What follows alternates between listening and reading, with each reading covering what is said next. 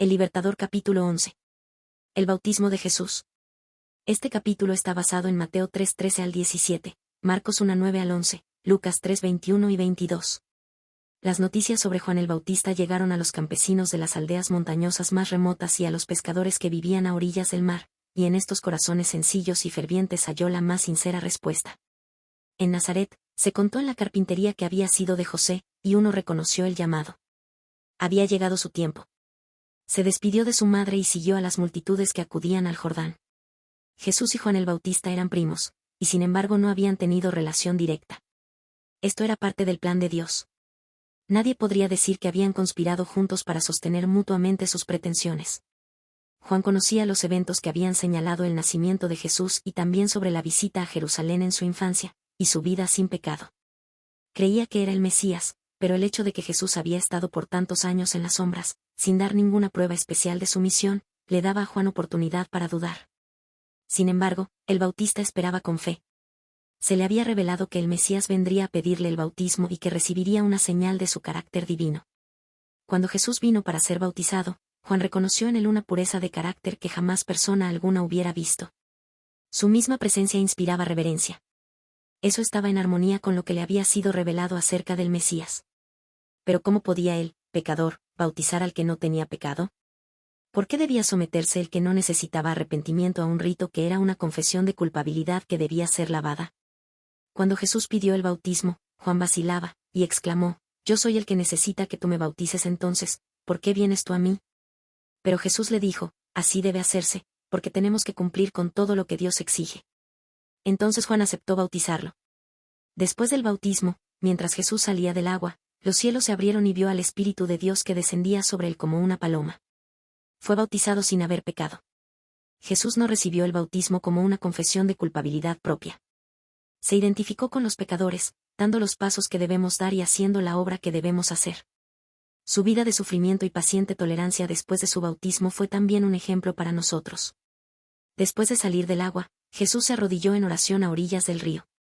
Estaba entrando ahora en el conflicto de su vida.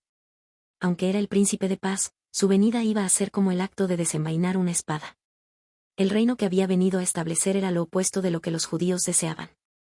Ellos lo considerarían como el enemigo y el destructor del sistema ritual de Israel, lo condenarían como transgresor y lo denunciarían como el diablo.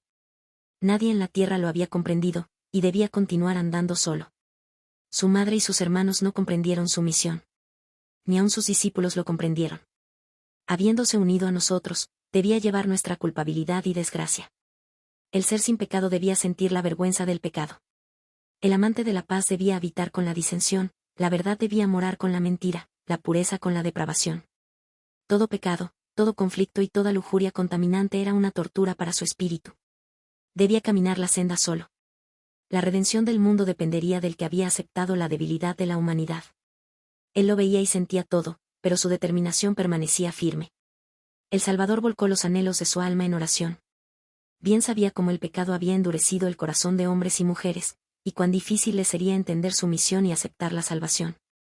Intercedió ante el Padre con el fin de obtener poder para vencer su incredulidad, para romper las cadenas con que Satanás los había cautivado, y para vencer al destructor. Nunca antes habían escuchado los ángeles semejante oración. El Padre mismo contestaría la petición de su Hijo. Los cielos se abrieron, y una forma de paloma de la luz más pura descendió sobre la cabeza del Salvador. Pocos, además de Juan, percibieron la visión celestial. Sin embargo, una solemne conciencia de la presencia de Dios embargó la asamblea. El rostro de Cristo, dirigido hacia arriba, estaba glorificado como nunca antes habían visto ningún rostro humano. De los cielos abiertos, oyeron una voz que decía: «Este es mi Hijo muy amado, quien me da gran gozo».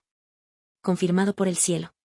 Dios habló estas palabras para inspirar fe en quienes presenciaban la escena y fortalecer al Salvador para su misión.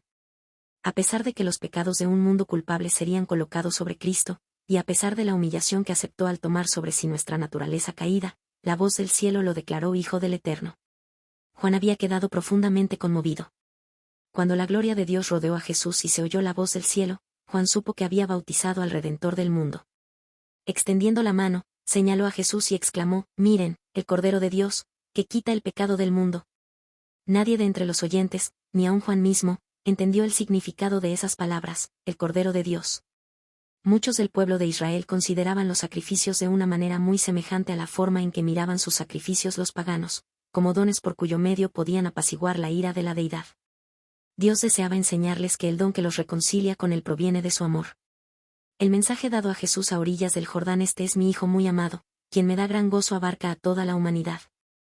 No obstante todos nuestros pecados y debilidades, Dios no nos desecha como inútiles. Él nos hizo aceptos en el amado. La gloria que se posó sobre Jesús es una garantía del amor de Dios para con nosotros. Nos habla del poder de la oración, de cómo la voz humana puede llegar al oído de Dios, y ser aceptadas nuestras peticiones en los atrios celestiales. Por causa del pecado, la tierra fue separada del cielo, pero Jesús la ha conectado otra vez con la esfera de gloria. La luz que descendió sobre la cabeza de nuestro Salvador, descenderá sobre nosotros cuando oramos pidiendo ayuda para resistir la tentación.